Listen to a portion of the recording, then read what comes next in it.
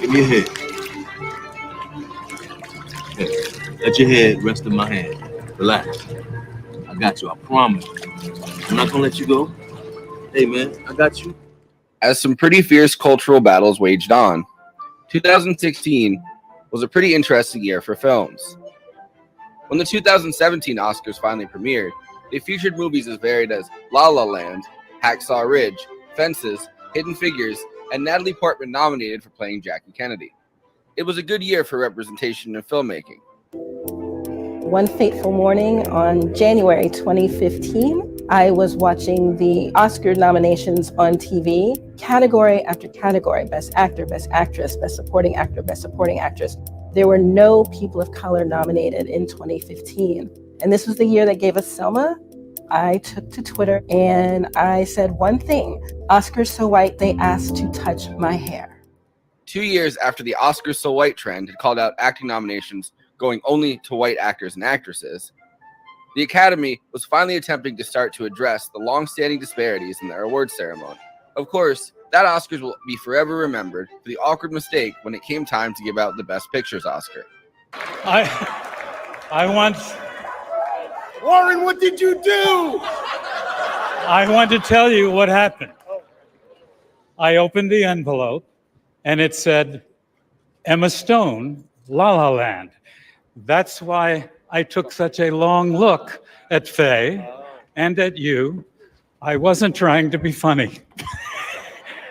Well, you were funny. Thank you very much. Thank you very much. Wow, this is Moonlight, the Best Picture. Yeah. Okay. Tonight we're going to be talking about Barry Jenkins' Moonlight, the 2017 Best Picture winner. Moonlight was adapted from Tarell Alvin McCraney's shelved play In Moonlight, Black Boys Look Blue. This one time, I run by this old lady. I was running, hollering, cutting a fool, boy.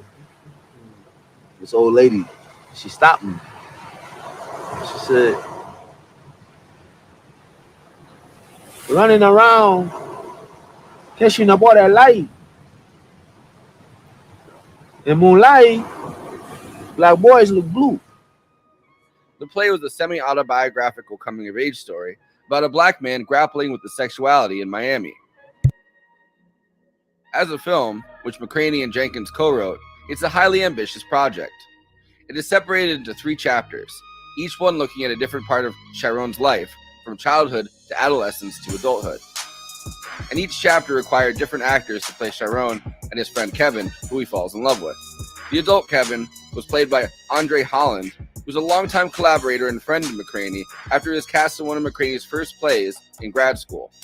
The adult Chiron was played by Trevante Rhodes, who broke out with this film after only appearing in a couple small films previously. Toronto. So is he good at it? Oh, he's killing it. I'm just like feeding off every. You'll see, like if it's a tough question, I just look to Andre. I look out the door. Each chapter was named after a different name that Chiron gets: Little, Chiron, and Black. It's my nickname for you. You don't like it? No, it's just what kind of dude goes around giving other dudes nicknames? The kind of dude what just sat down is about to put you onto this blunt, nigga.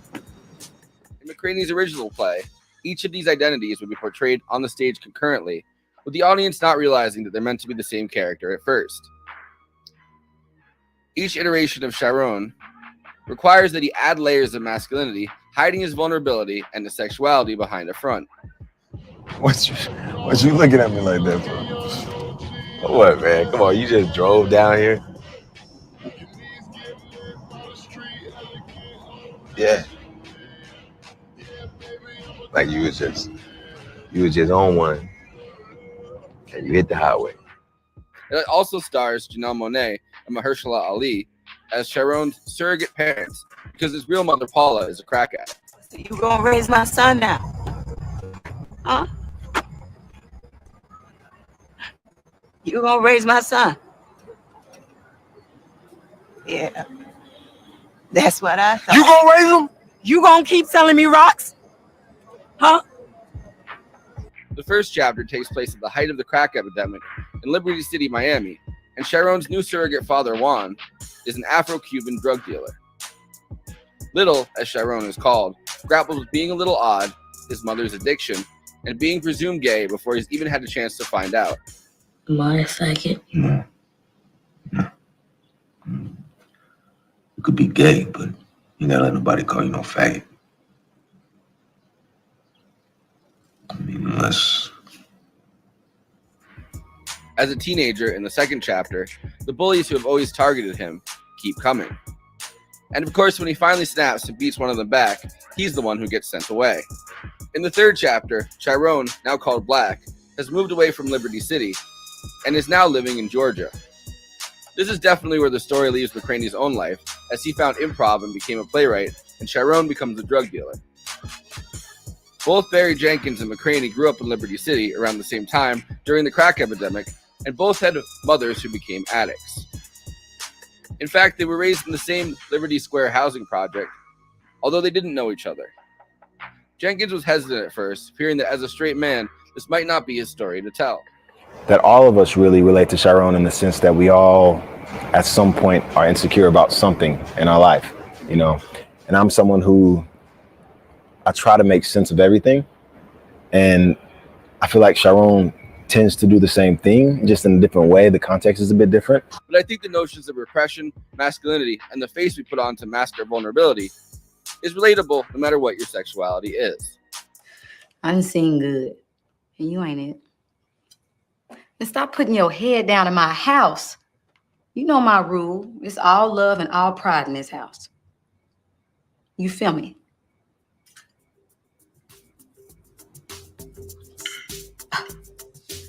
I can't hear you. Do you feel me? Anyway, before I introduce the panel, let me say, please like this video and subscribe to the Movie Night Extravaganza YouTube channel. Also, we are now monetized, so if you have any pressing questions during this live show, send us a super chat. We are absolutely obligated by international law, human rights law, to answer it. We also have a Patreon, patreon.com/Movie Night Extra. All of our after parties are available on there forever. Okay, let me introduce the panel. Conan Neutron, co-host of Movie Night Extravaganza, host of Britonic Reversal, and frontman for Conan Neutron and the Secret Friends. J. Underworld, illustrator, book cover artist, comic designer, and artist for Give Them an Argument, co-host of Movie Night Extravaganza and Bad Takes. Kristina Oakes. You can find her streaming on Twitch at twitch.tv/cosmopolitics, and she is organizing our Big Gay June Extravaganza. Dan from the Internet is the host of The Power Report, a frequent contributor to The Damage Report on TYT, and a former TYT producer. I, of course, am your film-loving host, Forrest Miller, coming at you live from the Trap. Let's talk about masculinity and finding love in Miami.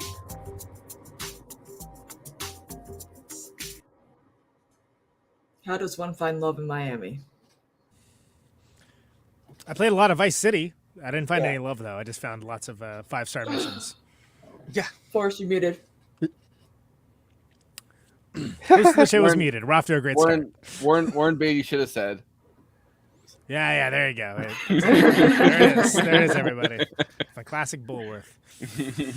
What a guy. He started rapping. That he should have been like, don't know who won. It would have been a less confusing outcome. Kind of like how Ashley Simpson was doing like this when she got caught lip sync on Saturday Night Live. So how's it going, Dan? I'm happy we finally have you on. Yeah, it's great to finally make it work. I'm doing well. I'm having a really busy work day, so this is essentially my lunch, even though it's 5 p.m. right now. But it's something I've been able to do, something that I'm enjoying being able to do. If I sound drunk, this is literally a 0% seltzer. I'm just really bad with words sometimes, which is great for a host. So, no, thank you for having me on. I'm really excited to talk about this film on the week of Juneteenth during Pride Month. It's a great like XY axis thing for me. Yeah, while you're at the ocean. It's kind of the perfect you know, the perfect metric, I guess, of both Juneteenth week, you know, when some people are very upset that this is happening, and Pride Month, when those same people are very upset that this is happening. So have y'all heard that Juneteenth is currently in the bracket in the final four against the 4th of July Independence Day, because apparently the holidays are fighting now. I mean, if we're being honest, I don't understand why us white folks are bitching about having another day off. Yeah, it seems like real cuck behavior to be like, oh, I'm so racist. I want to work today. I want all the days off. So like, I'm anti-work. Let's go. If it's for a great reason, awesome. You know, if it's for like a terrible reason, I'm also for it. Like, I just don't believe in the 40-hour work week. 40-day. Jesus. the 40 day. Seems like 40 days sometimes. Am I right, folks? Yeah. They actually put you into the metaverse so that you can work at the same time you're working during the 40-day work week. You know what I mean? You know. I think I saw that Black Mirror episode. But yeah, Dan. So this is the first time you've seen this movie, right? Last weekend. You know, 2016 was a very weird time. Like, I feel like I wasn't watching a lot of new movies that year. It was like there was too much other stuff going on. There's a lot of anxiety going on. Like, I don't know if sitting down and watching Moonlight would have been what I was going to do in like 2016. So I missed it as well. Yeah, I was profoundly just plugged out of culture. Still kind of am. And I'm working my way back in. For context, I just watched The Wire, The Sopranos, and Breaking Bad all within the past like 6 months. Yeah, you don't need to watch any more TV shows. It only gets worse after those. No, I prefer to go in for overstimulation, which is why I'm choosing to go with Oppenheimer first, and then Barbie right after. I'm gonna watch it. That's good because actually no, because I feel like when I go see Barbie, a lot of us are going to be caught in the explosion when Oppenheimer's, next door to us. Well, we don't know how many explosions are going to be in Barbie. Don't doubt Greta. It's the glitter bomb. You know what I mean? In the same way that we all get hit by the A bomb, in the story of Oppenheimer, you get hit by the glitter bomb, and everything's just taken over with pink. And think pink. I still like the idea of doing a double header of covering those movies. I absolutely think I suggested that. That'd be cool. I know. I remember, and I agree. Big panel. We need a good mix of Oppenheimer stands and Barbie stands. It'd be cool. Wait, Dan, are we gonna do brackets? Like apparently is now happening with everything. I didn't know holidays had brackets. I demand Oppenheimer and Barbie to debate. No. Exactly. You ran the poll the other day that was like Barbieheimer and Oppenbarbie or whatever as the two as the two names for. Because I'm gonna do both in the same night when they premiere. I just need to know which order, and I feel like Oppenheimer to Barbie is the most deranged. Therefore, I'm definitely gonna do it. Oppenheimer. Go ahead. I was gonna say, I think the Barbie movie is the bigger wild card. Like, I think we know what we're gonna get with Oppenheimer, and I don't say that like I don't mean that as a bad thing. Well, I mean, look at Nolan, right? Like, you whether you're a main person of his thing or not, he's relatively predictable. Even Tenet was pretty predictable, like frankly. And I feel like with Barbie, Greta's like a wild card, man, and I mean that as a compliment. I like all of her movies. None of them really are that like each other, like. Who knows? They're really pumping out promotion to make the Barbie movie look as wild as possible too. Like, they're putting as many of like my favorite musicians and artists that I like in there.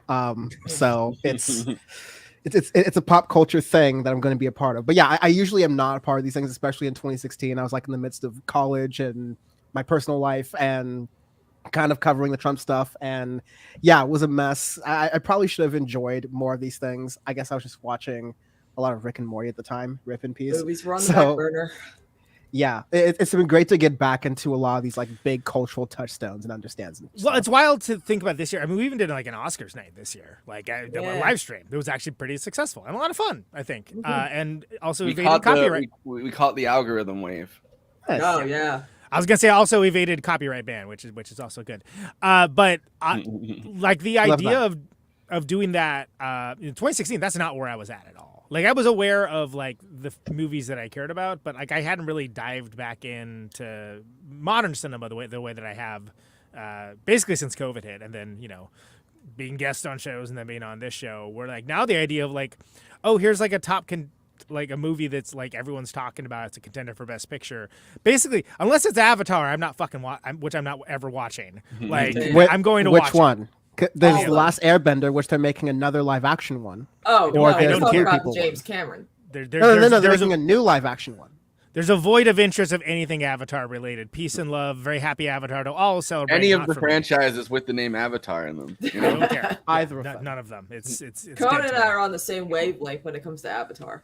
Yeah, absolutely. Airbender, Blue Bender. I don't know. One of the Pipe Bender. That's a new one. I mean, anyway, the last Avatar movie is going to come out when I'm like 38, so I find that really disturbing. So, I mean, the idea of like that, it would go that they're the massive amounts of Best Picture nominees that like I just don't see any of them. Like is kind of like crazy to me now, just because this show has become like a bigger part of my life. But at the time, I was like, I saw La La Land like last year. It's fine. It was Best Picture. It was like, really? Babylon Okay. is better, to be honest, than La La Land when it comes to that. I'm not a big Chazelle fan at all. I like Whiplash, and that's about it. I don't like anything else that guy's really done that much. And like, yeah, even I never Whiplash bothered. I never bothered to fine. watch La La Land, but then I watched Babylon for this show when we did our episode on it, Yeah. and Well, definitely you guys did not did it because need- I said I would not do it. I think it's important to note that. I'm like, do it when I'm out. I don't want to watch I it. remember watching Whiplash on a date in college, and that was an experience. Oh man, I'm not trying to one up you here, but just similarly, I saw Hit Factory just covered Crash, the Cronenberg Crash, not the one that solved racism, and I saw that on a date. That sounds intense. It What a ride. ended Was up working out another fine. date after that? Great. Oh Great. yeah, That it worked was out great, my but it was point. definitely like I was like, oh, I should have thought about this maybe a little more. It's like okay, yeah, but Gotta It's like vet it my date sometimes. to see Congo, you know. You Congo. know, Holy crap. Anyway, should we talk about Moonlight anyway? well, Yeah, speaking right? of Moonlight, can we What- talk what- about Green Book for a second? Because Oh, do we have to? I Do mean, we have to? Tarell Ali was in Green Book, and it's like Green Book's like a major downgrade from Moonlight. Like, Green Book's a downgrade from like, just random Twitch streams, frankly. Yeah. Hello to our viewers Like on this Twitch. Flavor Town over La La Land any day. Good lord. Flavor Town. I don't ever want to talk about Green Book. I want to talk about Moonlight because Yeah. it I saw it I like love the fact last year. Why? I think we're so deprived of after parties that like we're just starting to do the after party instead of the show. So It's fun. It's cool. We're still talking about Moonlight. is it? So Is it though? we haven't even started talking about Moonlight. But Well, I when want you to talk guys- about cinematography. What was your reaction though? Like, because I remember watching those Oscars, and I was like, "Really, Emma Stone, La La Land?" But then when I was like, "La La Land for Best Picture," I'm like, "Something's up. Something's a little fishy. Something's a little sus." I'm like, "There's no way in hell La La Land won Best Picture," and they're like, "No, Moonlight," and I'm like, "Thank God." This is a very weird moment in history. It, I had forgotten all about that, and luckily I watched this film without thinking about And it. a any of dude that. was streaking. Like, I mean, Oscar's so wild at some points because, like, I'm like, you know, that's one of the craziest moments, and they've actually had a dude streak across the Oscars back in like '74 or something like that. I thought you meant an actual streaker, and then I was also envisioning Oscar Wilde's estate being litigious and like filing suit at the same time you said that. But See, I only included the Oscar part of it in the intro because I wanted to I bring just up. got a cease and desist letter from Oscar Wilde's state. So I wanted to run, bring it everyone. into the vibe of like 2016, 2017, and kind of you know, so we can be in the headspace of that moment because it was a wild, like crazy fucking cultural moment. I think altogether, like I think Hollywood was starting to be a little bit more, you know, a little bit more serious about representation and awarding films that did well, that, you know, had like that told stories that weren't necessarily told in like mainstream Hollywood. You know, they were after being more, aggressively called out about it, yeah. They were starting for to be sustained time. a little bit more, I mean, clumsy about it, but a little bit more conscious of it. Yeah. And at the same time, you know, the Trump fucking 2016 election kind of stuff is happening. And it's just this weird cultural vortex where it's like one step ahead with something that doesn't even matter in the lives of most people, and then like 10 steps behind because we had a black president. Like, you know what I mean? Like it's these weird I think it was this moment of like extreme polarization.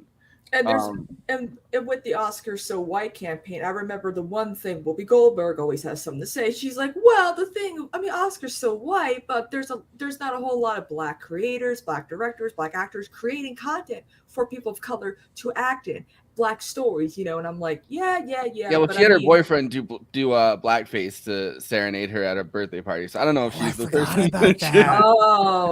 Oh man, I don't know if she's the best person to take the cultural pulse of the nation, because she was dating fucking Ted Danson and made him do blackface at her birthday party. I forgot all about that. that. Sounds like a Larry David bit. It kind of was, yeah. It literally was, but like 2 In real decades life. before Larry David, like, you know. I remember right that around photo. Seinfeld That's what it was. Yeah. Yeah. Somebody snuck in and took it. Like, it was supposed to be one of those like no photos please events, and somebody snuck in and took a picture of blackface Ted Danson. Well, yeah, it was like the 90s or something, right? I think I saw Those sort of signs are like the Streisand effect. Like one of my favorite signs when I'm going out is like when you're at a fast food joint and it says cups are for refills on same visit only, which implies there's a whole like racket of people who just like collect cups out of the garbage and go places for free refills. So badly they had a sign. It's like, yo, I didn't even know that was a gimmick. I might like, you know, carry that thing on me real quick. Scammers so are gonna weird. scam, whether it's like the most low-key scam, which is like, you know, you refill your cup after like literally like the most penny ante shit you could possibly Big think gulps of. unlock. Yeah, or you know, something bigger, you know, that takes people down out of a shitload of money or something like that. But Moonlight, let's talk about Moonlight. I was gonna say this might be a record that we've now gone 22 minutes without talking about the movie, but that doesn't include the intro. we kind of are, because like again with the Oscar So White thing. I mean, we are, because we got to address the Oscar So White thing. Because I mean, when Whoopi Goldberg said the idea of like, oh, there's just not enough, you know, people of color who work in Hollywood. I'm like, no, there are. It's just Hollywood's a very white, very establishment, you know, society, that they're not giving these, you know, more minority-based creators a chance to actually show off their original content, which explains why we're getting constant remakes, you know, unoriginal content's being shelved.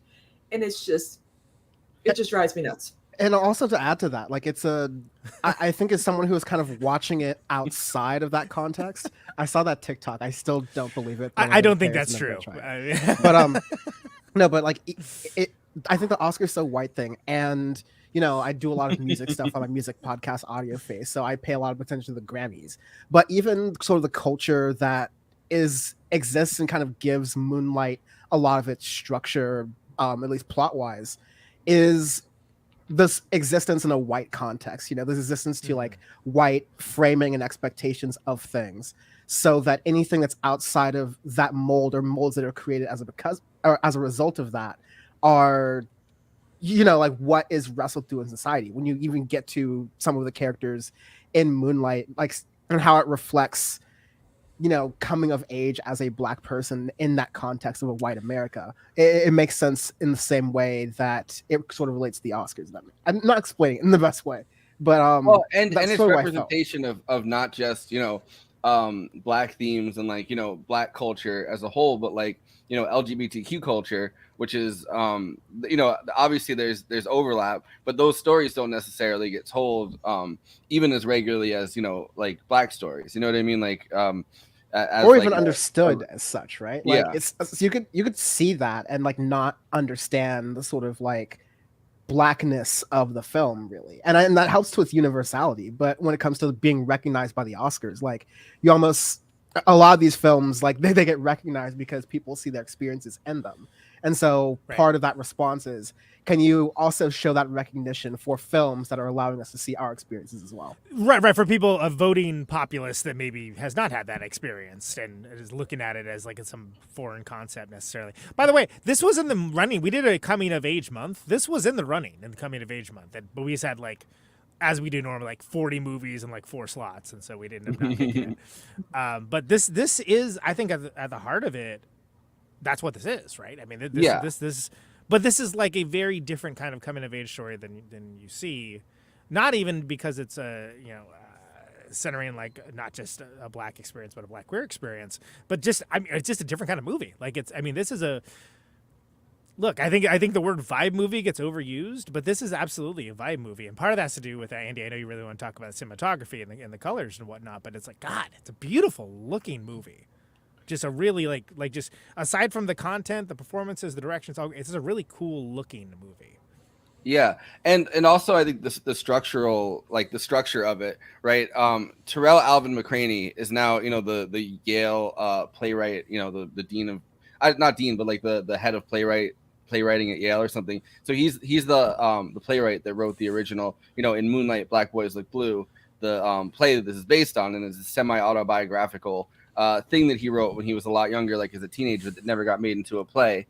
And he and Barry Jenkins worked together, and they both come from Miami. They both come from like that same Liberty City area.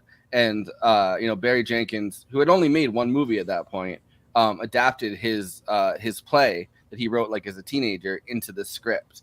And I kind of thought that was very interesting because Barry Jenkins, obviously, he's an ally, but he's a straight man. Like he's, you know, it's not strictly his story, right? Yeah, like it's not an autobiography.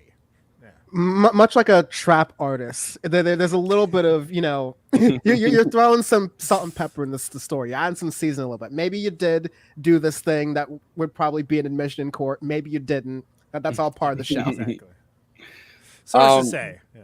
So yeah. By the way, I'm now the dean of podcast. Thank you for the subtitle. the Yale dean of podcast. So this is YELL. There was a bracket and everything. So I thought this was interesting. I thought that was going to call back. What? No? Okay, all right. Maybe I'm not the dean of podcast. Everything's bracketed nowadays. We're living in the bracket era, you know. It's all tied together. Yeah, so Tarell's piece in Moonlight, Black Boys Look Blue came to me through a mutual acquaintance. And Tarell and I had not met at that point, and yet we grew up blocks from one another, went to the same schools, and both our mothers went through the struggle with addiction that you see the lovely Naomi Harris portray in the film.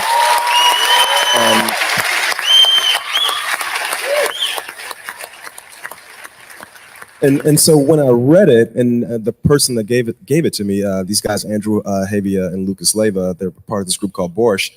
They knew enough about me and enough about Tarell to know that there was a through line between our two stories. And it's funny because I've heard Tarell describe the play as sort of this, the coalescing of these memories. And it's funny because his memories felt like memories of my memories.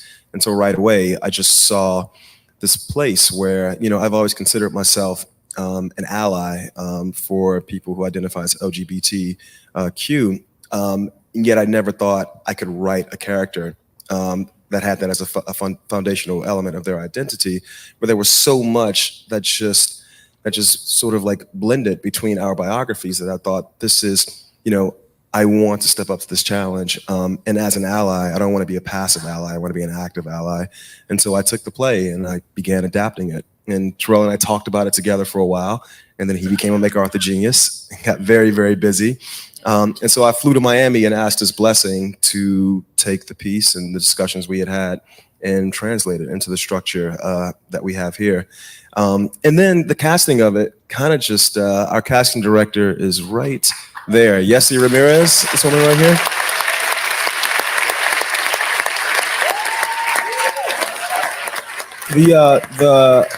The first decision I made, because the play was nonlinear, was to make it linear and to sort of split it between these three chapters. I'd seen this film called 3 Times by Ho Xiao Shen, and I love the way, yes, for Ho Xiao Shen.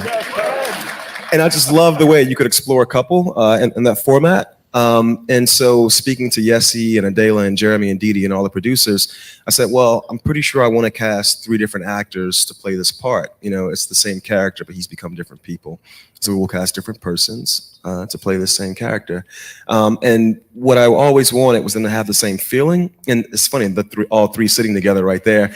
And I feel like they have the same eyes. And as someone who studied Walter Murchis in the blink of an eye, I just thought if these guys could have the same eyes, that would be enough to spiritually get you through the first story to the second story to the third, and feel like you're on a journey with the same character. So that was kind of how it went down.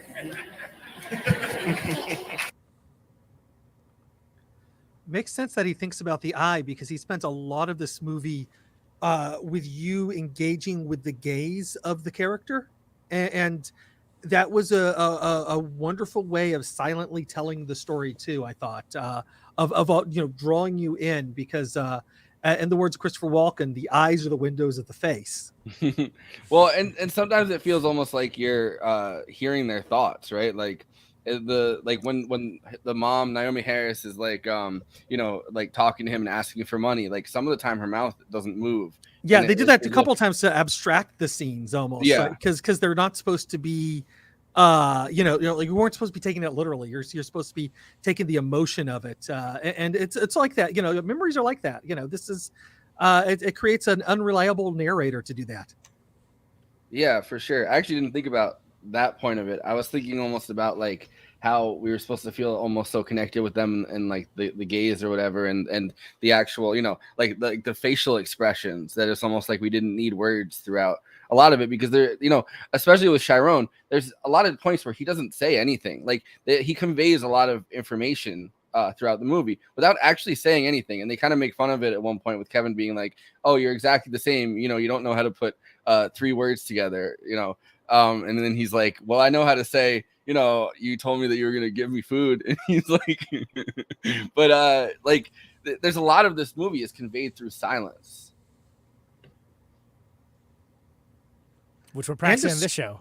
Yeah, and that was the point. That was the point. A wonderful score too. I just want to throw in there, like the score kind of carried a lot of it up until he gets hit. Because notice that's like the one moment where there isn't any music. What was the moment when he gets punched, and there's no music, there's no sound, and it just kind of draws you in a different way. I think he should have gotten a get out of jail free card. Like that kid sucked.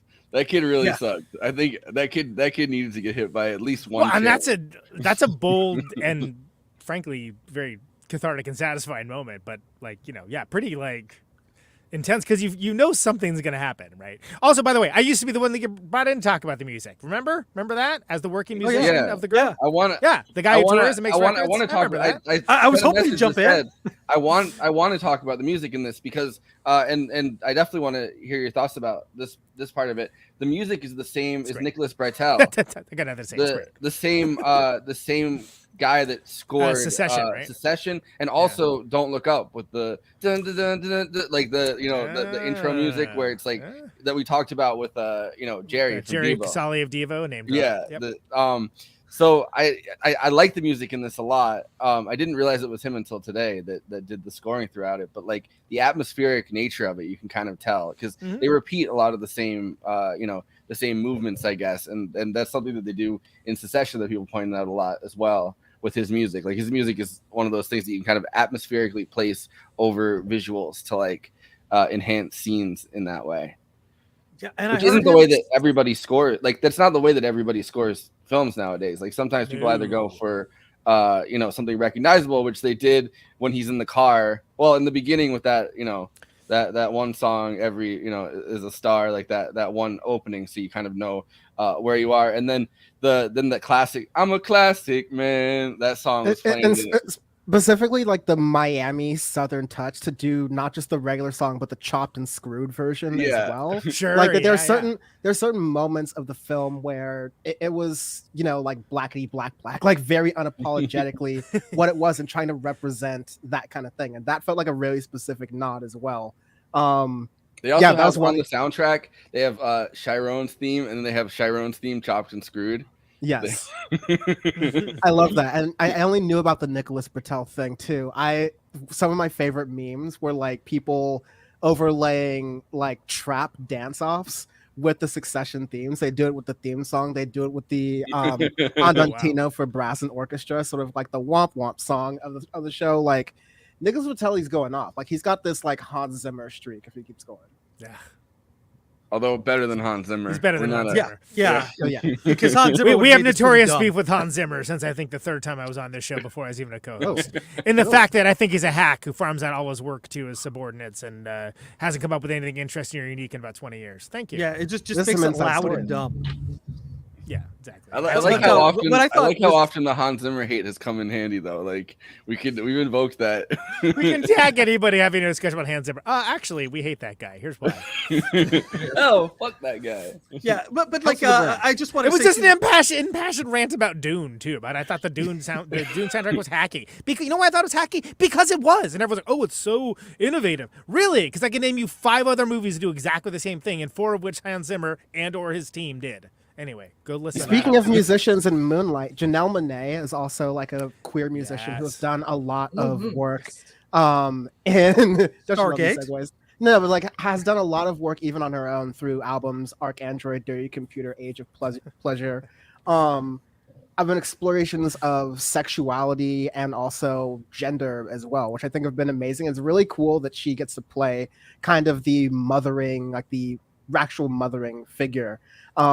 For Chiron in the film rather. Because she's a great actress too. I mean, I liked her in Glass Onion a lot. We covered that one, and was like, she's like legit good. She's in these different kinds of roles, and she's really good at them.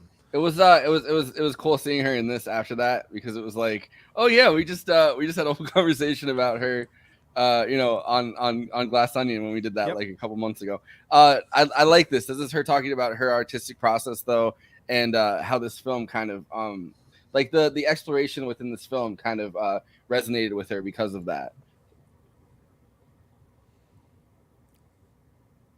Let's play 2 mentors to little Chiron and kind of take him under your wing. It takes place in the 80s and back when people kind of were a little bit more involved in late 90s. Oh, late 90s. Sorry. I'm old. So it felt very, very community friendly. Mm-hmm. Do you feel like nowadays, with Amber Alerts and kidnapping and people just living in fear, do you feel like that's still, people can still, find a little boy, take him home for dinner and give him back to his parents? Do you feel like that can happen now? Because I feel like that's such an important part of community. But I think it probably depends on the community you live in. Like there's still certain areas probably where Janelle grew up, especially like in the South and Midwest that still feel a little bit like towns and folks know each other and look out for each other. But I think when you have a more urban big city experience that maybe that is not the case. And I think just in general, people's approach to parenting as well is a lot more cautious than and precious than what it was many years back. Yes. Yeah, I would say I think there are good people out here. I think that no matter what the media and the news tries to portray, all the negativity that we see, all the bad things back to back, and you have politicians who are playing off the fear of us, saying, terrorists are here. If you look like that, you're a terrorist. Build up a wall. There's a lot of there are people who want to divide and conquer. They use divisive tactics. But in my heart, I know that humanity is better than that.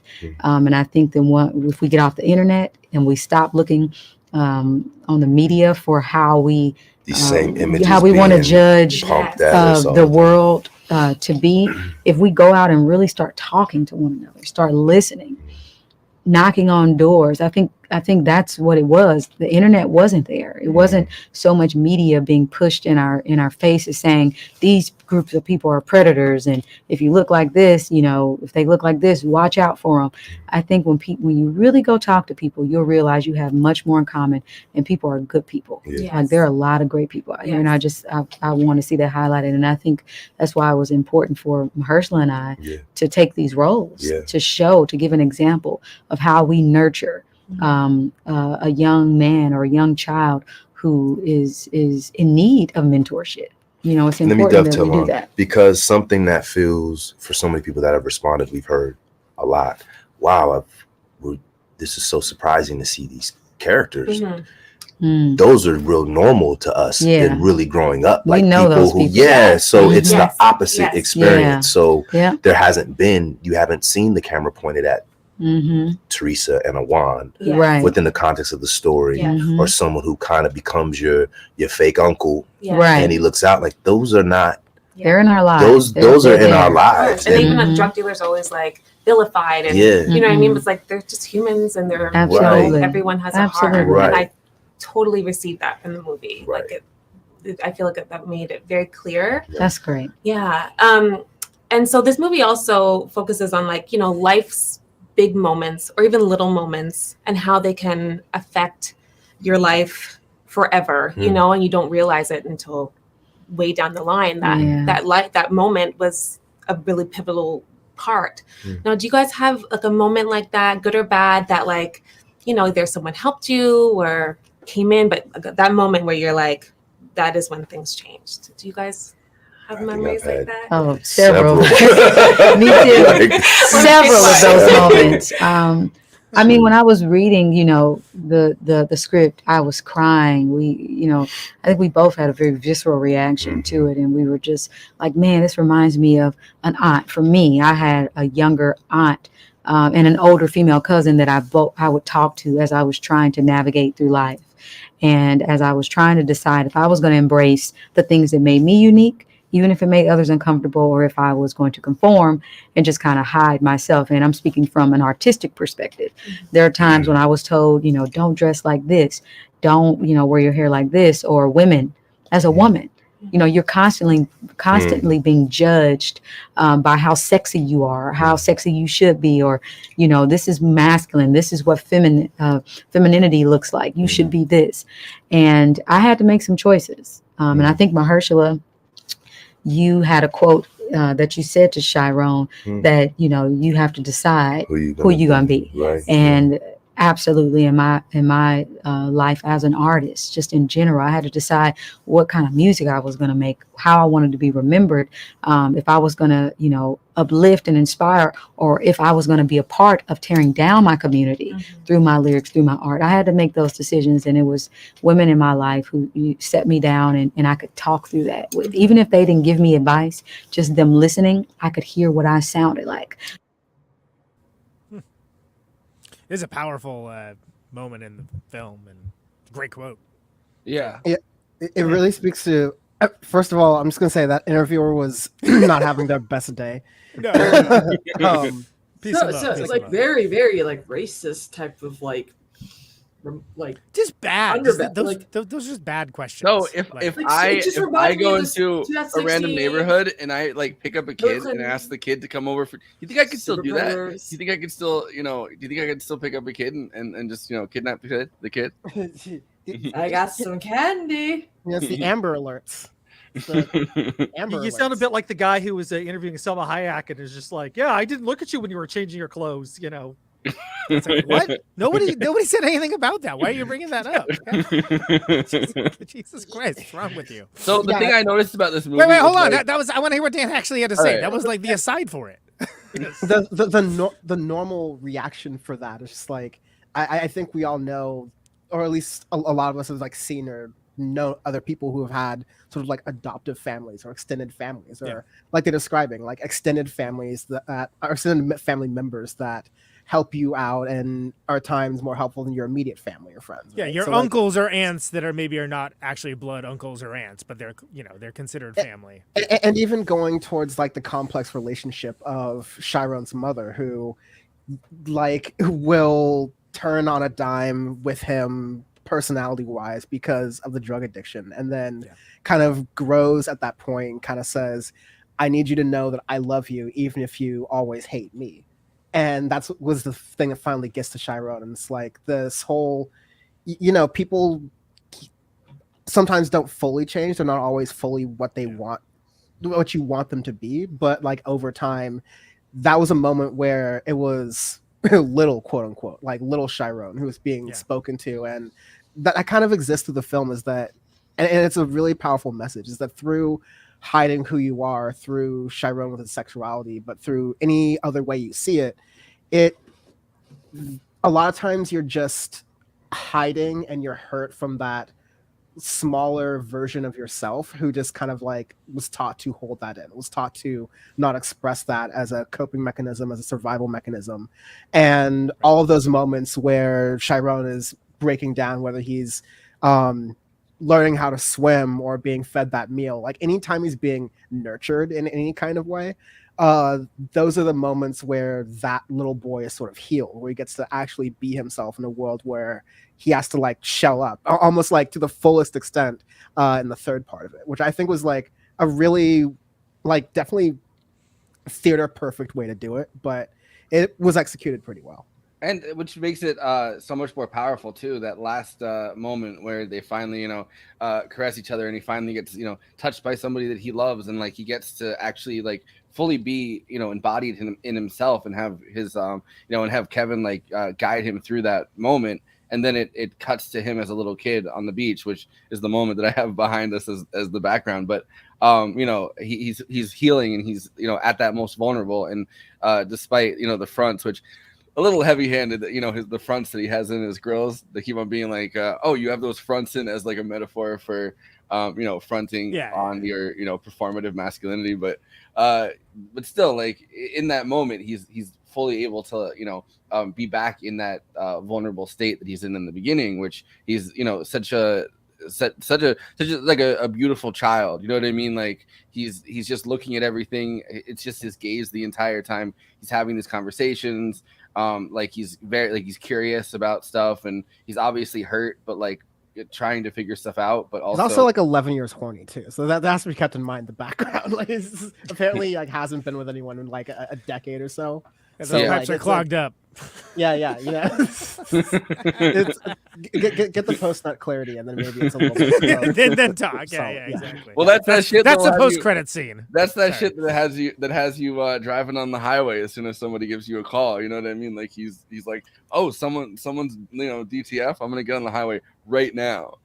Because I know it's a 10-hour drive from Atlanta to Orlando. And he went to Miami. That's like 12, 13 hours, 14 hours, depending on traffic. That's right. Well, which is why, I mean, it makes way more sense when you have that conversation where he's like, so you just got on the highway and started driving. Yeah, let's break down the mechanics of this. Yeah. Well, no, but that's at least Sam Levinson didn't touch this one.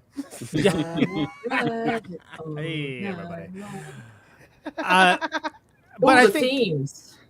To the earlier point, though, yeah, I mean, this movie does a great job of showing that this as a young man, as a young boy, this very sweet, like naive in some way, like young boy trying to like find who he is and trying to find his place in the world and build some structure out of like a very chaotic environment, is just constantly assailed by these outside forces. That basically, it's like, well, how much of your humanity and empathy can you keep when you are, again, just under this inexorable assault all the time of cynicism and hate and just unwelcomeness. And I think that's key as well. And I think that's a more broad-based theme. But like, I was actually like looking at the poster, which I was like, oh, that's an interesting poster. I didn't think too much about it. But the fact that it's like the three versions of him, like divided up, I was like, oh, that's so cool. And then in the earlier clip when you mentioned the when they're talking about like in the play, it's like you're not especially certain if it's even the same person or like who it is that's supposed to be. Yeah. Like, I think that's so cool because I kind of got that without it having Brickbat hit me over the head with it necessarily. They even did a good job casting, like aging wise. Like you're convinced that little boy and that kid grows up to be that man. Yeah, and it's Kevin was definitely a little bit of a harder sell for me, but oh yeah. Well, there's a clip two of them were pretty good, and then they got the third one that was just like, at least he's a good actor. For me, it was 1 and 3. There's an interview with Andre Holland, who's like the Kevin, the adult version of Kevin, where he's like, that kid is a mole. Should I try to put on some kind of mole? And they're like, no, you're good. And he's like, are you sure? Because I don't feel like I match this kid. yeah. I mean, but it's almost. But I think it's like kind of meant to be almost, not to be letter perfect. It's supposed to be because the idea is that these people change as they age, and that maybe it's not meant to be an exact like make them look as much like each other because they're very different people now than they used to be. It's also part of that unreliable narration of the film, right? Sure. Like. There's which is apparently dialed back from the stage play. So yeah.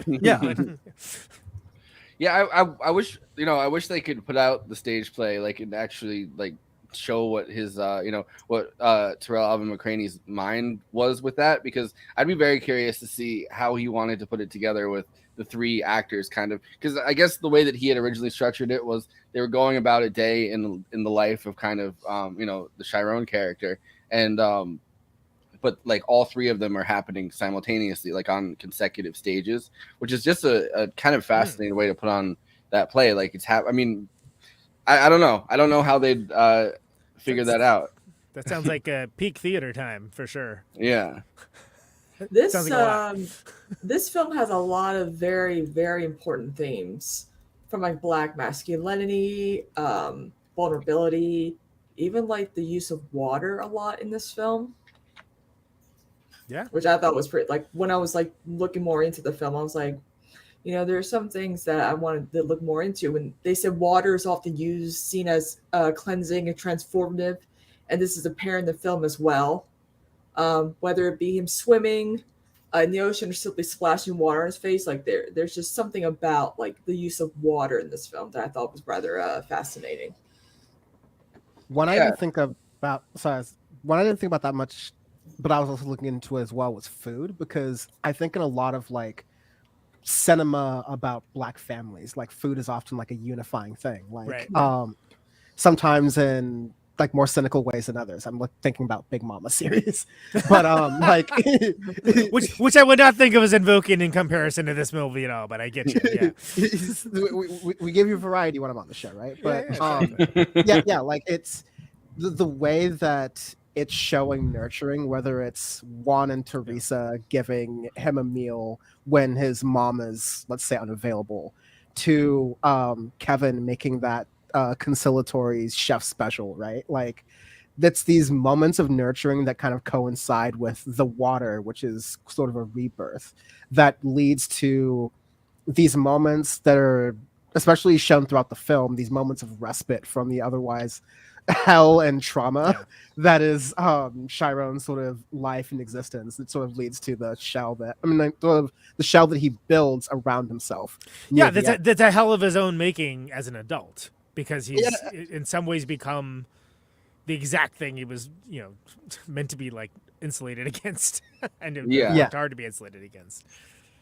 And I mean, kind of the problems with the system, right? Like you get you want to get away from like Miami and that life, and he gets sent up to Atlanta, and then there's supposed to be something kind of I guess you're hoping if somebody's in juvenile detention that they're teaching them skills to be an adult, which clearly they're not. This is a punitive system. This is not a rehabilitative system. But like for him kind of just to start over again and then kind of just become the Juan character pretty much. You know what I mean? Like he's another guy that has somebody out on, out, like he starts out the same way Juan said he did, where he starts out on, on the street, like The Wire style pretty much, where it's just somebody hawking fucking crack on the side of the street. And then you work your way up and then you have somebody working on the side of the street for you. At the end of the movie, he's kind of at the position Juan was at, despite the fact that I think Juan would have wanted him to be, was hoping that he could nurture him into he could be something else. Other than he walks out. That's the end of that like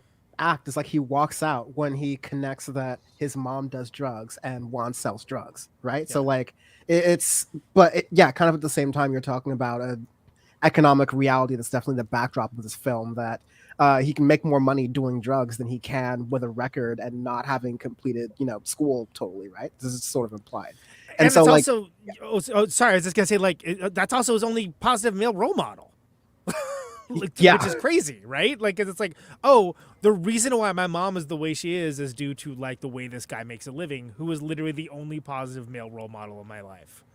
It's heartbreaking. Yeah.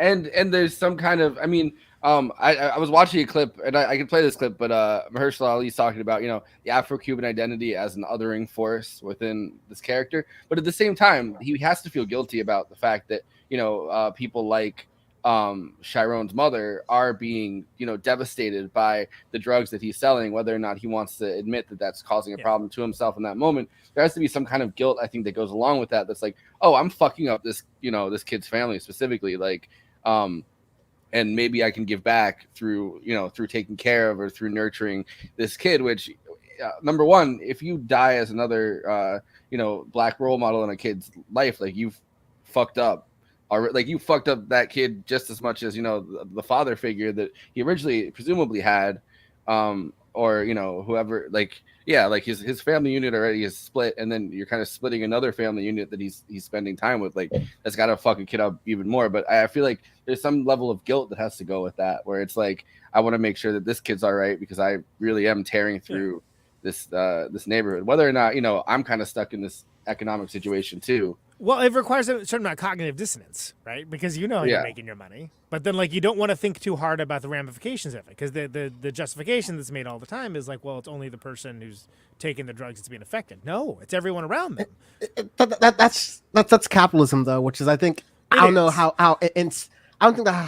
intent that was made in the film, but it kind of just shows it's like, okay, you can have guilt in the moment for your own like sort of most tangible maybe effect on it, but at the end of the day, like, you're part of the system, you're perpetuating this thing, you participated in it, you don't, like, it's whatever. But I think even before all those connections are made, he and this is mentioned in that interview, is that there are, just as there's a lot of homophobia, I'm not just talking about black culture, like it's there, but it's a conservative culture, it's a not just even the southern thing. Like we hear the same stuff in the north part of the country, in the west coast of the country, etc. Right? Like, it is a coming of age story, especially in middle school, which is a time when you pretty much don't get your ass beat as long as you fit into stereotypes that are given to you throughout society. That's kind of what I was alluding to in the very beginning of this like connection between the Oscars and the white expectations of society, and then in Moonlight, the white expectations of blackness, which is, at least in this situation especially, like being hard, ready to fight, all these other different things, which Chiron gets bullied immediately for not fitting into any of those stereotypes, and then constantly having to prove himself for that. But you have at least one figure in there from the beginning, and multiple figures throughout, who, instead of using the opportunity to call him slurs, like, they actually turn him around and go, listen, if you're gay, whatever, but don't let anyone call you any words that demean you. This stand your ground kind of comes through in different ways, and Chiron does it in a lot of different ways. But there's that contrast with him also describing how he could like cry entire pools worth, right? So there's a lot of, I think you see a lot of, to Christina's point, you see a lot of like allusions to black masculinity, but a lot of it's sort of an attack on the stereotype around that, which is again existent because of white supremacist culture and what, not even white supremacist culture, but it's like what gets consumed the most. It's not, I mean, now you're getting a little bit more of the Tyler the Creators and Childish Gambinos out there, but it used to be like the Ice Cubes and the NWA and whatever was the hardest and whatever's the most marketed. It still kind of is, right?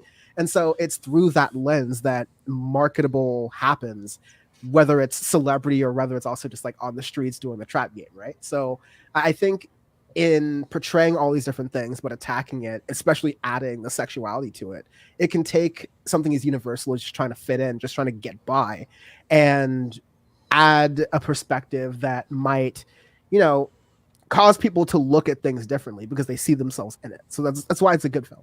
And I think on top of that, like, they're adding layers throughout it. Like, as a kid, they're chasing him around, calling him gay and calling him like the F slur, but they don't really know what that means, I'm assuming, you know what I mean? Like the kids that are doing it. And it's something as, weird as, or not as weird, but like as I guess off-putting to them, or as, not fitting in as the way he's running, right? Like, and the mom even is like, oh, you're going to tell him, they pick on him because of the way he walks, which, you could tell him not that, but like you could try to make your kid kind of fit in more, or explain why people are picking on them the way that they are, or something like that. It seems like she's fully absent from it, right? Like, and those things, that sense of a kid as the other, or that kid as something strange, or as gay, as something in that sense to the kids, like that, as he gets older and as he goes into middle school and that next section of his life, those stereotypes they already have for him, or those ideas they already have for him, just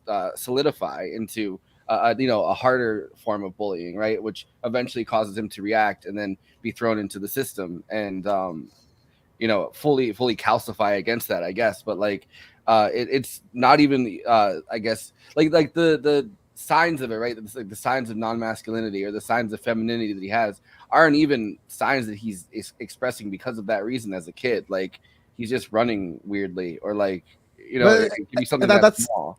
But that's where it gets to. So Barry and Tarell are kind of like, or especially Barry's coming at this from someone who's straight, right? And just kind of sees himself as an ally. But I'll tell you that Barry Jenkins and Tarell probably had this experience of not conforming to an idea of blackness by being just to say it outright, the type of niggas who are doing plays and like writing and doing all that stuff, right? Yeah, so, like, yeah. Drama school doesn't like loom large in that pantheon, right? Yeah, right. So like in a type of conformity, some of these coming of age things, like some of this bullying stuff, I imagine has to relate to, and that's the universality that you can kind of get from this, even if you are cis and straight, is that if you don't fit into whatever mold is given to you by society, it can even fall down gender lines or anything like that, then you end up being cast out by people who don't understand. It's very easy to kind of see that through kids who like are very wanting to bully and have these very like one-dimensional, two-dimensional ideas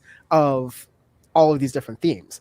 But you bring it to our unfortunate political world and our unfortunate society that we live in right now, and a lot of people are like engaging with middle school level rhetoric and ideas about these same different themes, and it's having real consequences in laws and the way people are treated in actual mass shootings and terroristic events like that. So yeah, which is a point where that the story could have gone in a very like a much darker direction, right? When he finally snaps and hits the kid with a chair, like that could have just as easily, you know, if it's you know, probably not a black story, if it's like the story of like, you know, a white kid joining the alt-right and getting radicalized or something like that, could be easily have become a mass shooting. Like it's that same universal moment of a kid that's been bullied that far, like snapping.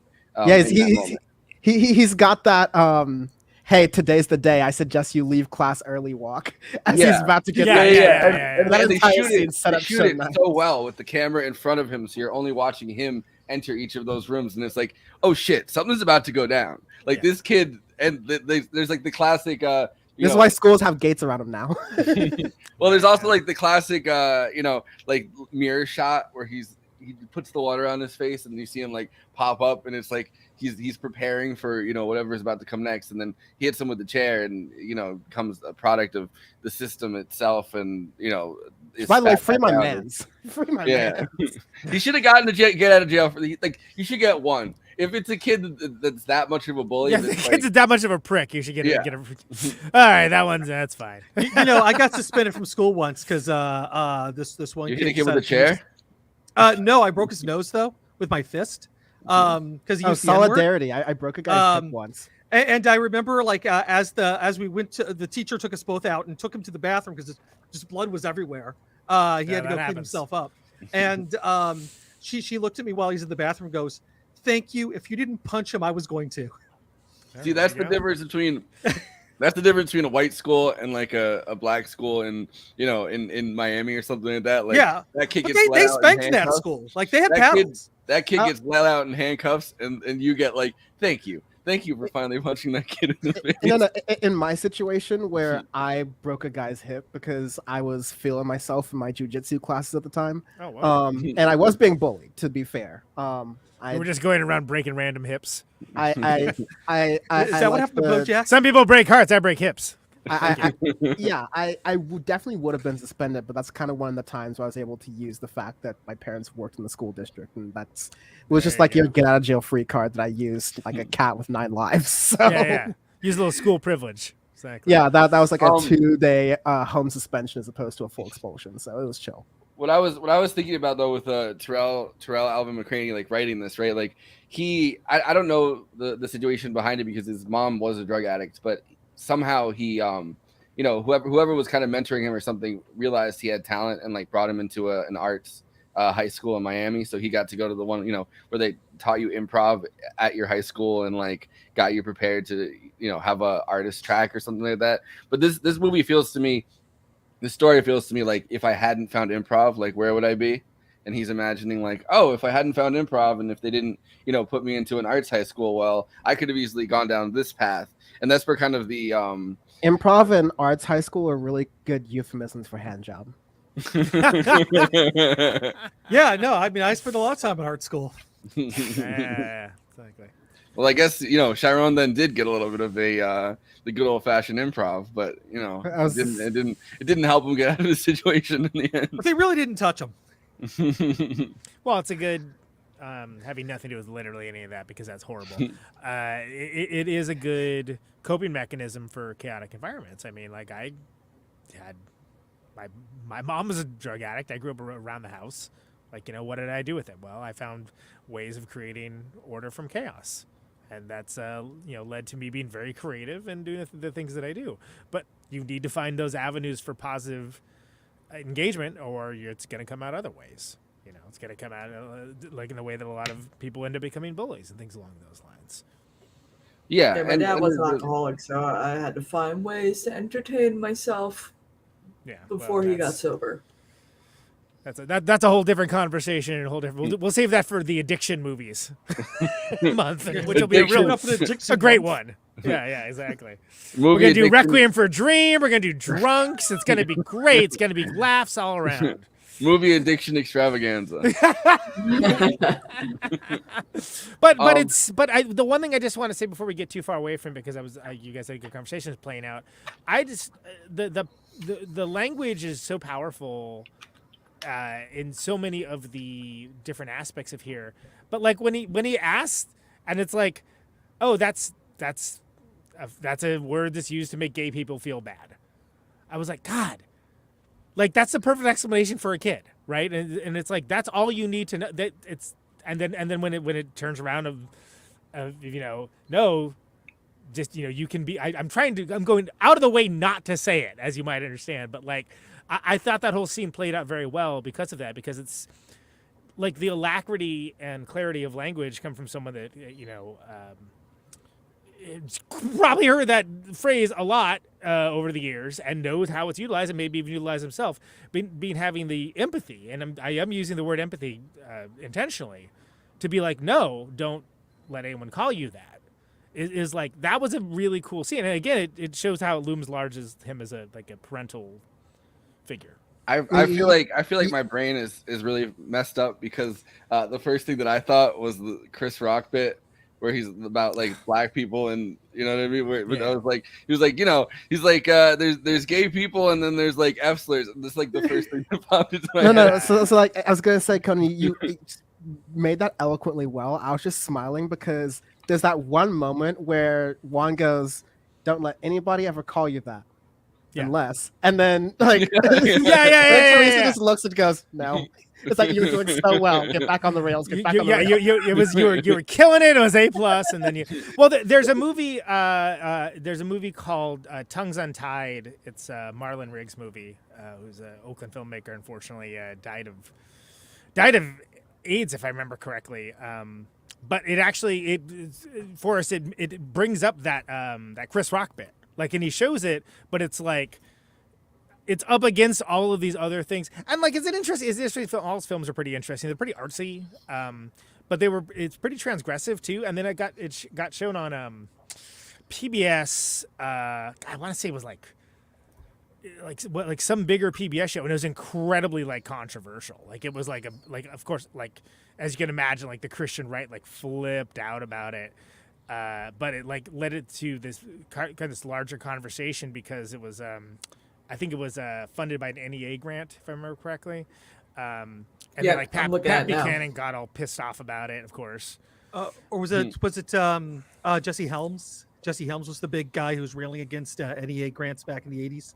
Well, he was railing against NEA grants. What I'm talking about specifically with Tongues Untied was specifically addressed like the Chris Rock bit that.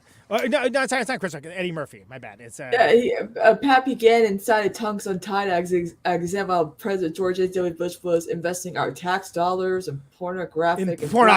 Art. Yeah, and it's like it was. He literally released an anti-black television advertisement for his campaign. Pat Buchanan. It was for this series called POV. That was like a documentary. R.I.P. Anyway. Pat Buchanan. You would have hated Moonlight. Wait, he's dead?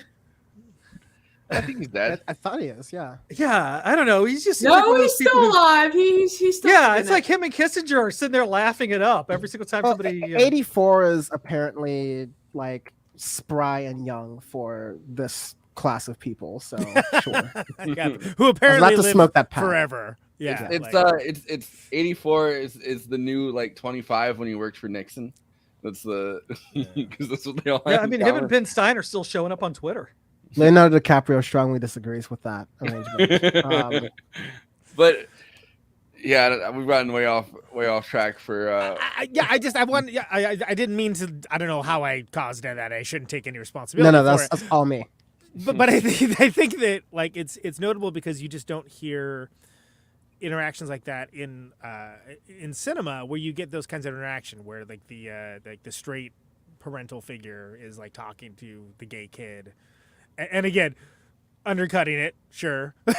But like it's still like, you know, just getting that at all, and I understand that like I think that was just levity. I don't think that takes away from the moment at all. No, like, I think it's just just like who he is. It's who he is. It's the life he's living. Well, it's also just I think the awkwardness of trying to explain to a little kid, you know, like the nuances there between disrespect and you know that it's okay to be gay, and then also to be like, well, unless, and it is such a perfect moment because it's like, you know, as someone like in Juan's position, right, or as someone who is like a trying to be this father figure that doesn't necessarily have kids, that you know is trying to navigate this. Like it's very funny to be like, unless to be like that's too much info. Like you could say like this. You were doing Kink is chapter 2. Kink is chapter 2.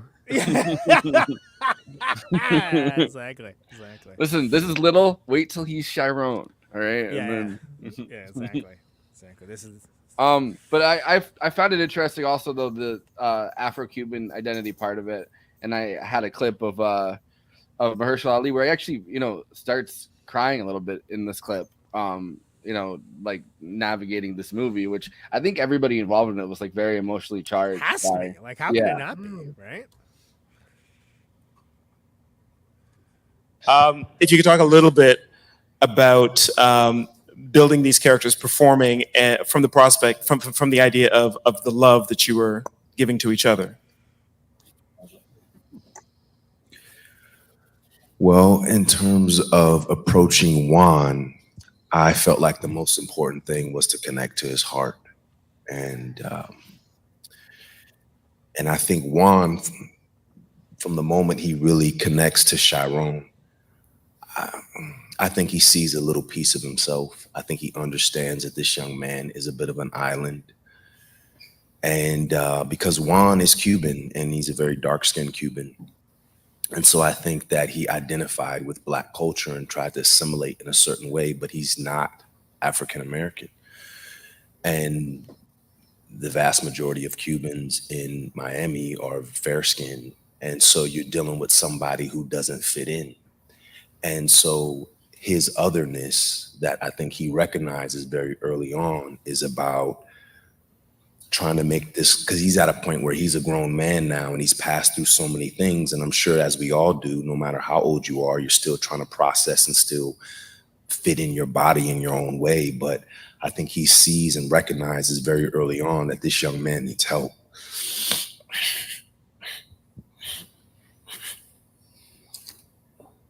It's all right.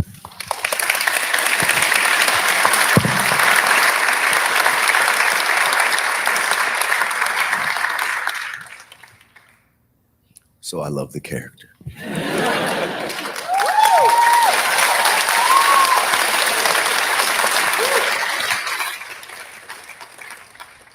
Janelle, Naomi, could you talk a little bit about the work that you did in the film? Good evening. The work, whenever I go into anything, I go into it because I believe in it. I'm moved by it. And when I read the script, I cried 2 to 3 times. And when I was most captivated was when I got the opportunity to know Chiron, Little, and Black, because they reminded me of my little cousins. They reminded me of my nephew. They reminded me of a future son. And I saw the entire cast in the community that I grew up in. I grew up in Wyandotte County, Kansas. And I had parents who dealt with addiction. I had cousins who sold drugs. And for me, when I started to think about Teresa and I started to read more into her character, I saw myself. That's the role that I played in my community to my cousins. The older cousin, younger cousin that was just there to listen as they were trying to figure out life, figure out their sexuality, figure out, what does this all mean to love yourself for who you are? And I think that's the main thing that I wanted, is I wanted to be that one person that listened to him as he was coming into his own, as he was asking questions. I didn't want to judge him. I didn't want him to feel like I was anything other than someone who loved him, a rock for him, a shoulder for him, and just someone that listened. It's amazing how much that can do. Yeah, I think it's kind of funny, but when I first watched the clip, and he's like, this kid is an island, and I was like, don't say just like Cuba is an island, please, don't. This ain't Drake. It's not gonna break out into the kid is an island, man. No, it's not gonna make it. Running around catching it for the light. You're an island. But yeah, like I think that she does a very good job in this of just kind of listening, because we don't get that much information about her character really outside of the fact that she's this mothering figure. I think it's kind of fascinating when the kids are bullying him. Like, obviously it's a community where everybody knows each other, but they're like, oh, that's Juan's lady, and then they're picking on him by saying like, oh, well, she's gonna suck me off, and then like your mom still suck me off. Like, I think that bullying is very like targeted, and it's clearly written by like someone who has been bullied in that capacity, right? Like, who has had a parent struggle with addiction, and who has been in that situation where not only is he getting bullied, but it's like this real personal shit where it's like, we know where you've been, we know your mom's situation is, we know like what your surrogate mom situation is like, so that part of it kind of stuck out to me. I mean, it's the classic middle school "I fucked your mom" bullying, but like, but it feels it hits a little bit different when it's like feasibly true. Yeah, I mean, yeah, it's look, it's heavy, but I mean, let's not dance around the issue, right? I mean, that's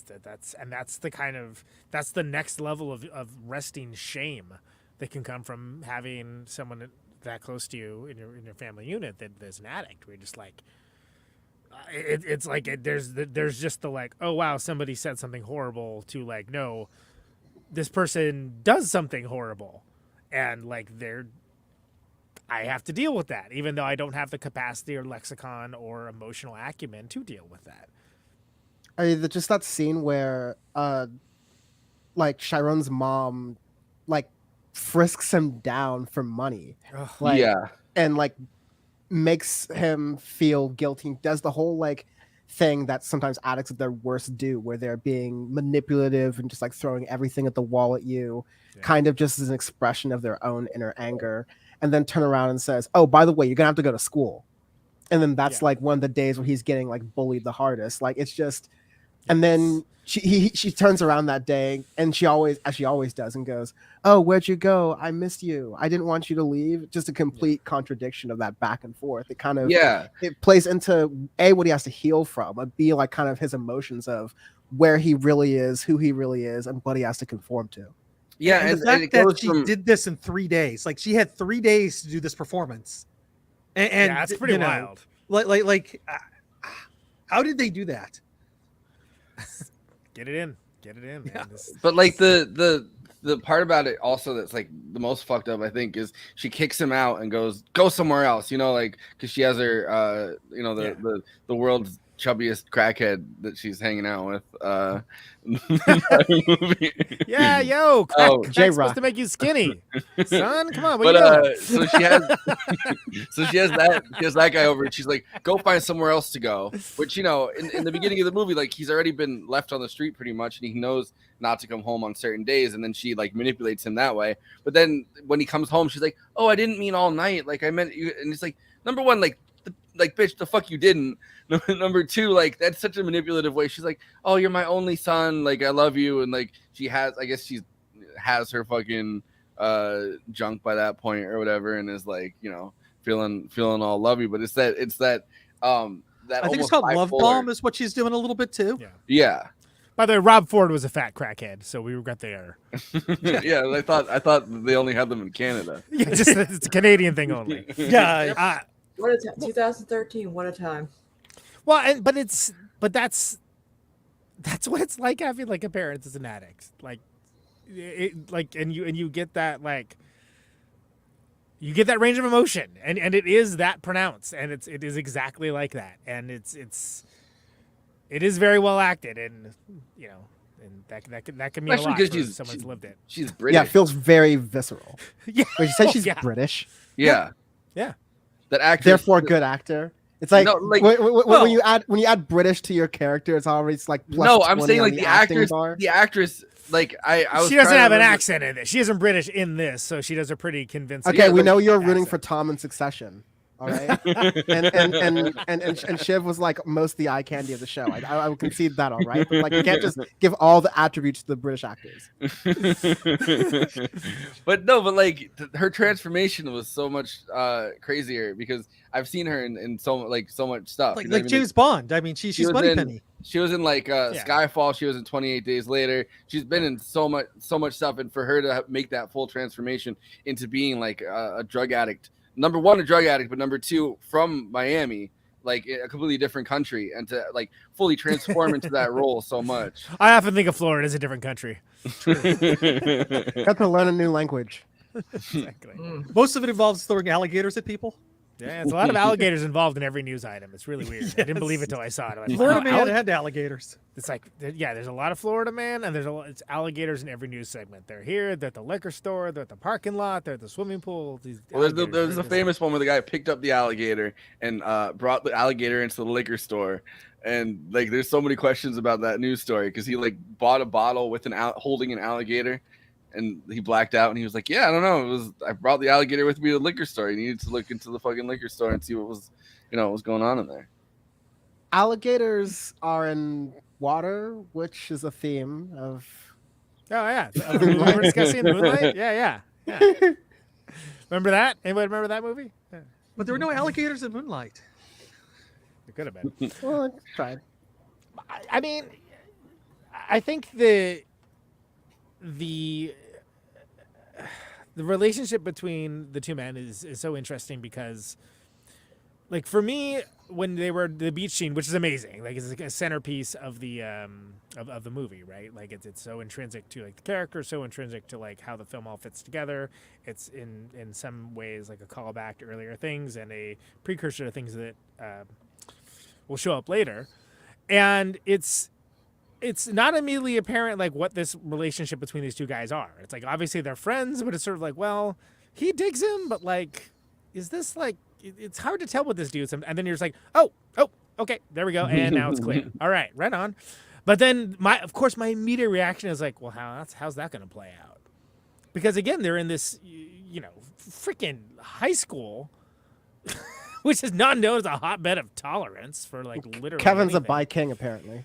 Yeah. Yeah. Really? Yeah. I mean, Well, like, and he's performing his own version of masculinity throughout the scene where he's like, I was clapping her cheeks and I was in the back hall and Yes. don't tell anybody. I know you can. I just wanted head, but obviously. yeah, exactly. Yeah, But that's also like a wink to the fact that there's that scene where they're all showing each other their dicks in the beginning, and he's like, And "I know one you of them can looks like use Freddy your-" Krueger. Like Yeah.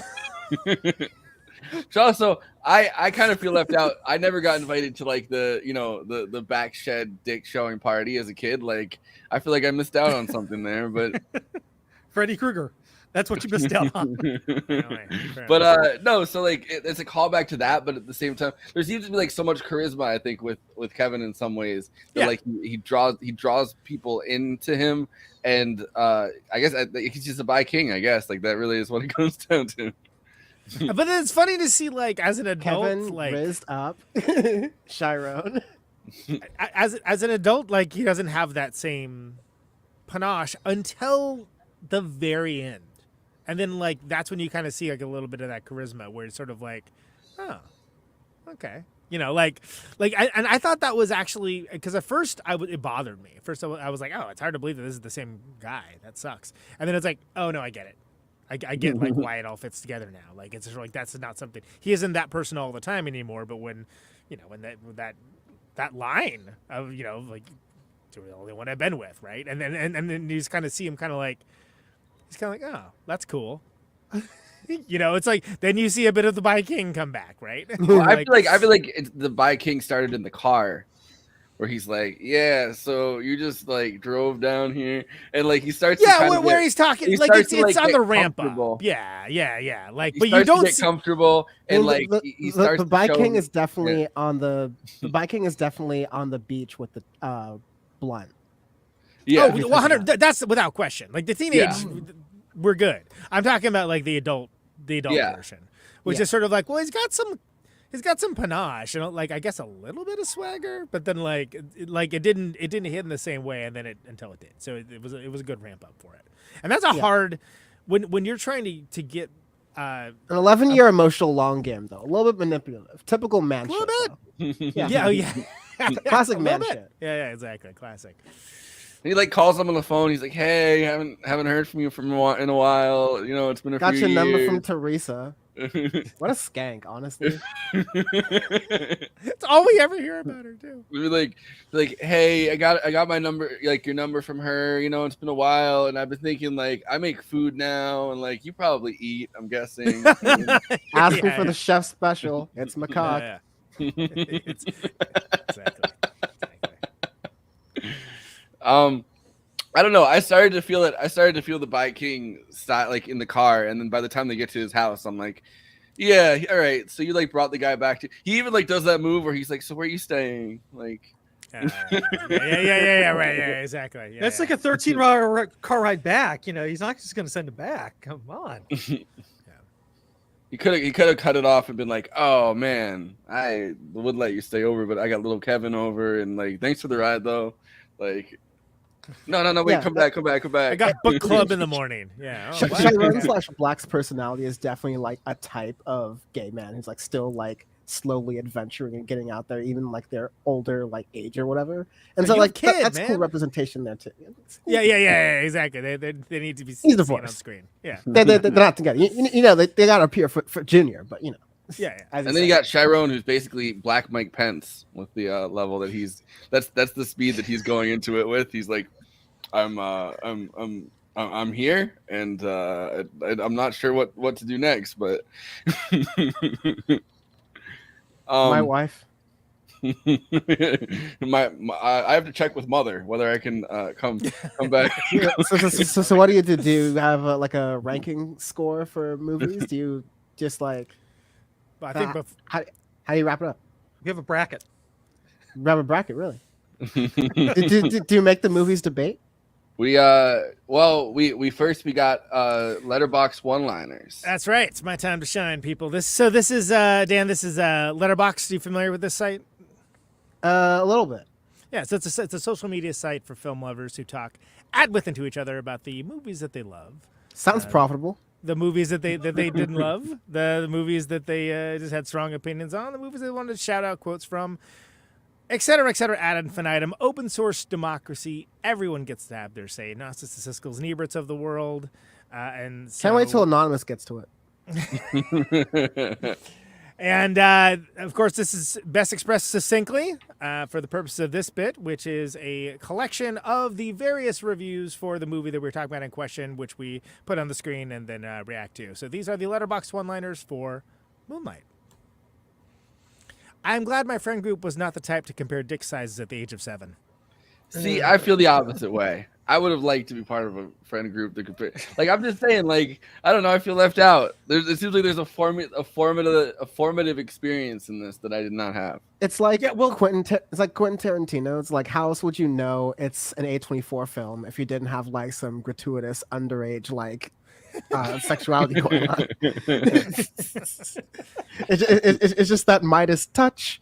It's this and like Lady Bird. Like this is Black Lady Bird. But the thing is, though, you could have grown up Moonlight like a walks Rod so the idol Dreher. could run. As a well-hung child. Sorry. If you had that experience, you could have grown up like Rod Dreher and wrote about the what was the phrase he used about his friend's penis from middle school, like the black root wiener, I believe was the phrase. All right, Dear Lord. Yeah, that's enough. Yeah. The chairhead was insane. Like no one is gonna let that down. Like 10 years later, people are still gonna be talking about it. Yo, and his back is gonna be fucked up too, and they're gonna be like, "Yo, remember when he hit you with that chair? That was crazy." he enters. Chiropractor. He enters an office, and they're like, "That's the guy that got hit by the chair." Exactly. That's how that guy will now be known for the rest of time. Had it coming though. Unless he moves. Oh, he won hundo. Yeah, absolutely. Well, if you're gonna go out, you gotta go out in a blaze of glory. Yeah, he ain't gonna be fucked with again. Is that the same guy? My mom 7 times. Did Chiron write that review? Exactly. Heyo. Sir, please. That's my emotional support fictional father figure. That's when the opioid crisis really kicks up again, we're gonna have that as a startup. You just go on there and you can scroll through and find a father figure. AI dads. Best picture goes to Moonlight. That's goddamn right. Socialism. Lola and who? Bullying works. Do not pick on the quiet kid. No, never do. I feel like that's the entire genre of films. Like there's one version of it that's like, school shooter type situations. The other one is just you could get hit in the back with a chair. Yeah, because falling down became too real. That's true. Yeah. That's true. Oh, falling down. How do I tattoo an entire 2-hour-long movie on my forehead? No, you could just go in Moonlight. Black boys look blue, and you just get that tattooed on your forehead. Ted Danson style. Yes, exactly. Just like classic comedic actor Ted Danson. Not to sound like a cheesy old lady, but this shit's breathtaking, bro.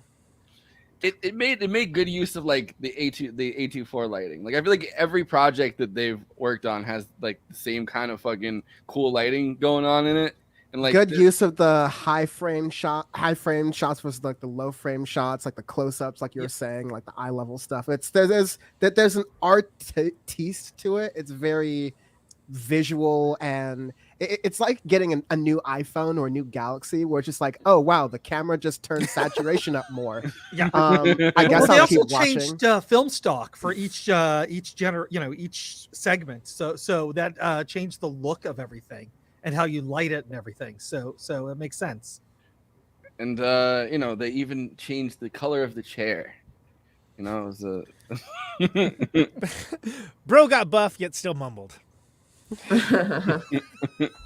Well, because like it's a story of like extreme fucking repression. Like he's sitting there just repressed as shit, muscles bulging. You know what I mean? Like the truth is bulging out of him almost, and just he can't string those words together because he's like insecure to the point of like Mormon levels of fucking repression. How many times have you watched this movie? Just bulging out? Like it's no La La Land.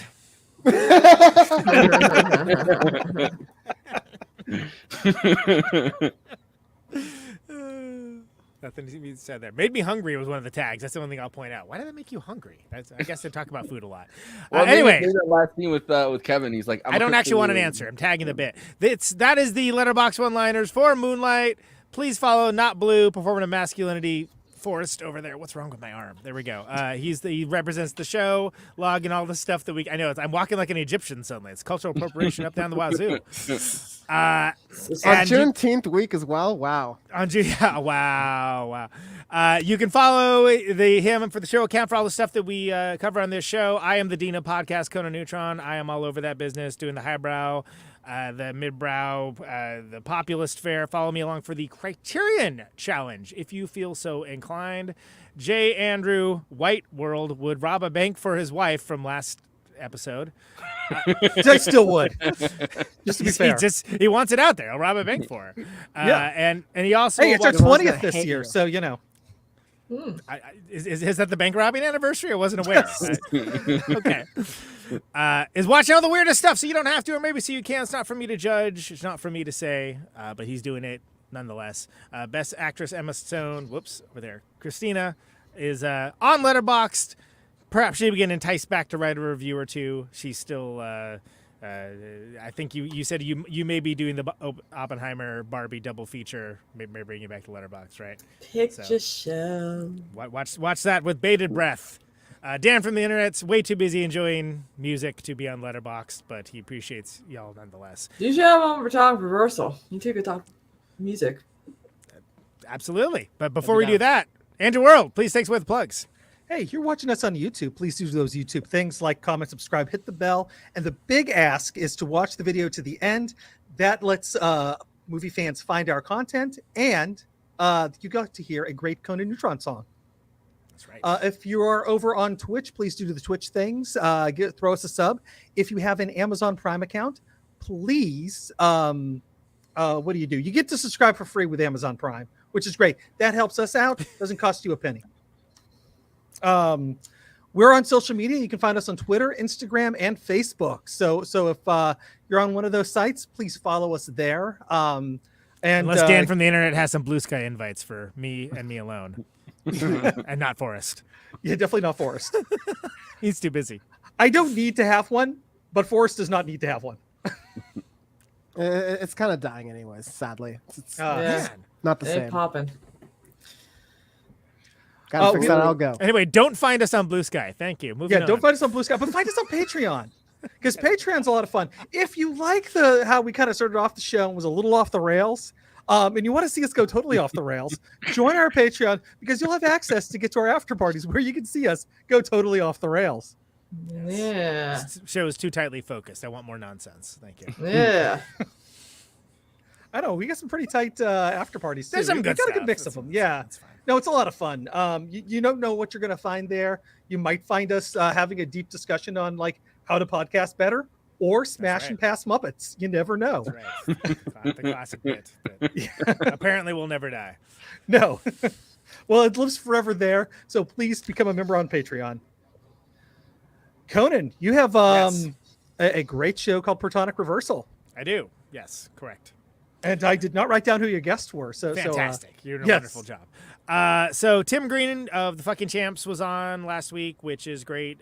He's also in Nation Ulysses, has produced a bunch of music, runs Louder Studios, so on and so on. Pete Stahl of Scream is going to be this week, which if you don't know the band Scream, you certainly know their former drummer, Dave Grohl.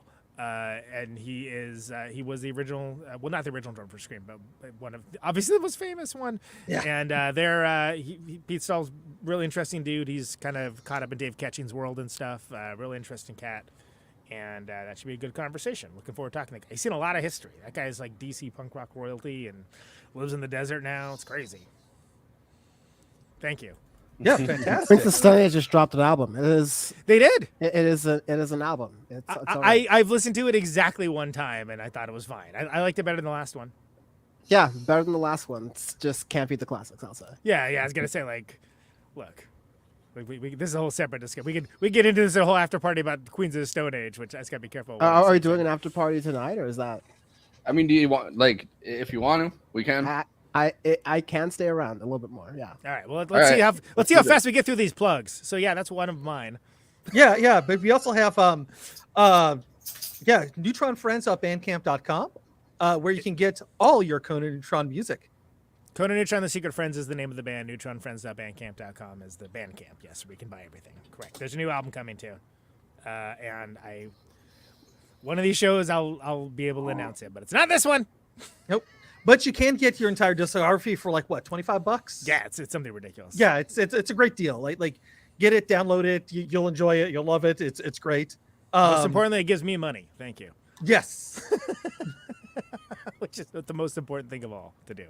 Correct. There's also That's a what Patreon for Hamburger's all Platonic about. Reversal. Exactly. Yes, and if you want to keep giving Conan money, there is a Patreon for Platonic Reversal. $1 a month gets you early access to episodes. It's Bernie Sanders' model, Dan. They get a lot of donors giving $1 a month. Thank you. Yeah. And Kristina, so you have a Twitch channel, or Yep. maybe not. Kristina, who's apparently on this show. Yeah. Yes. Yeah. No, I don't have my meds, so I'm off it, man. I'm like, and then I'm like, Well, I mean, you got the bisexual lighting. That means you're smoking crack in there, right?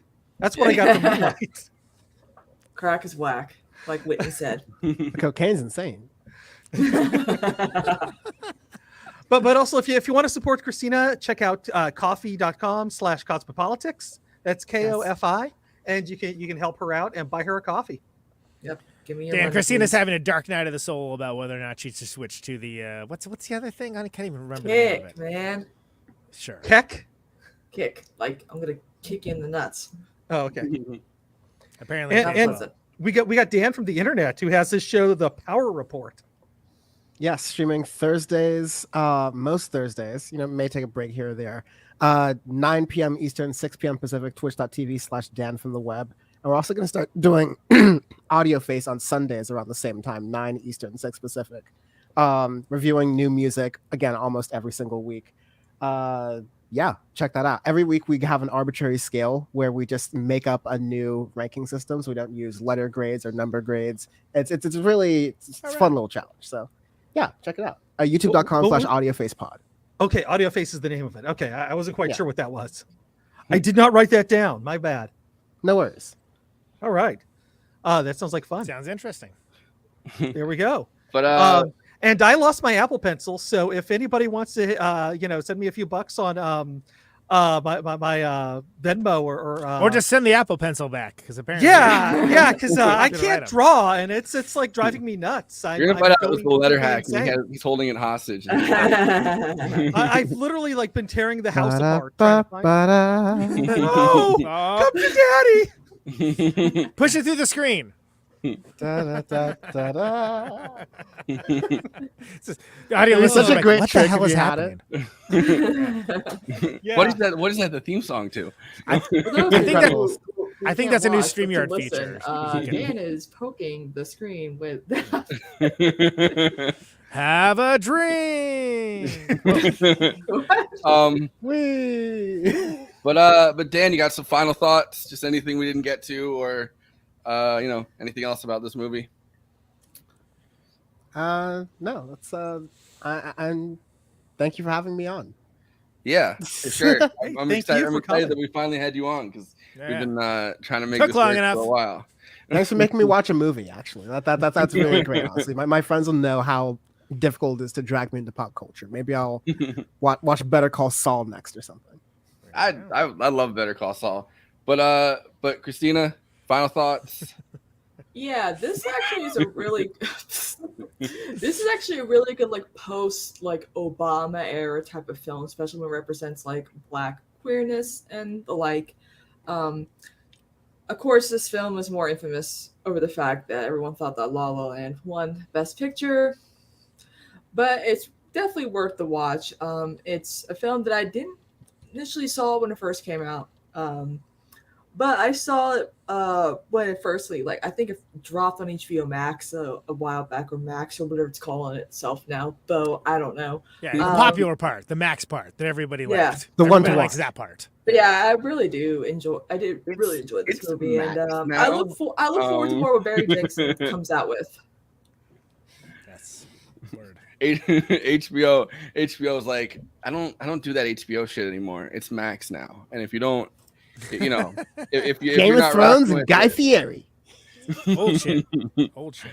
But Conan, any final thoughts? I do, yeah. I think it's a very lonely, sad, and beautiful coming-of-age film. It has great use of color. It's understated, kind of quietly enigmatic, visually stunning, and heart-rending. It ends in a hopeful turn, and I think it's shameful that it took me so long to watch it. But I'm glad I'm glad we covered it. That was a good conversation.